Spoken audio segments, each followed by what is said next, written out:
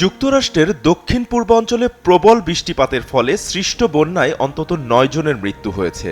টানা বর্ষণে বিভিন্ন রাজ্যের সড়ক ও বাড়িঘর প্লাবিত হয়েছে। বিদ্যুৎ বিচ্ছিন্ন হয়ে পড়েছে কয়েক লাখ পরিবার। কেন্টাকির গভর্নর এন্ডি বেশিয়ার জানিয়েছেন তার রাজ্যে ৮ জন মারা গেছেন এবং এই সংখ্যা আরও বাড়তে পারে বলে আশঙ্কা প্রকাশ করেছেন তিনি। বন্যার পানিতে আটকা পড়া শত শত মানুষকে উদ্ধার করা হয়েছে। বেশিয়ার জনগণকে সতর্ক করে বলেছেন, এই মুহূর্তে রাস্তায় বের হবেন না, জীবনের নিরাপত্তা নিশ্চিত করুন।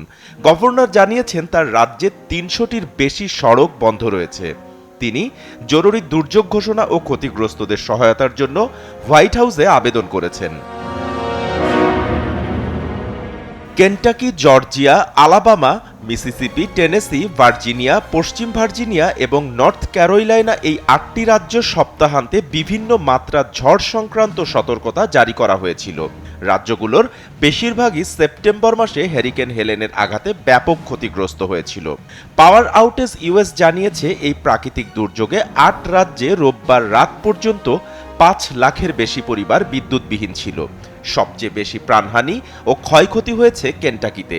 মার্কিন জাতীয় আবহাওয়া সংস্থার তথ্য অনুযায়ী রাজ্যের কিছু অংশে ১৫ সেন্টিমিটার পর্যন্ত বৃষ্টিপাত হয়েছে। এর ফলে বিস্তীর্ণ এলাকা প্লাবিত হয়েছে। কর্তৃপক্ষ সতর্ক করে বলেছে, বন্যার সবচেয়ে ভয়াবহ দিক এখনও শেষ হয়নি। নদীগুলো আরও ফুলে ফেঁপে উঠতে পারে। বাপ্পি খান, এসএ টিভি ডিজিটাল।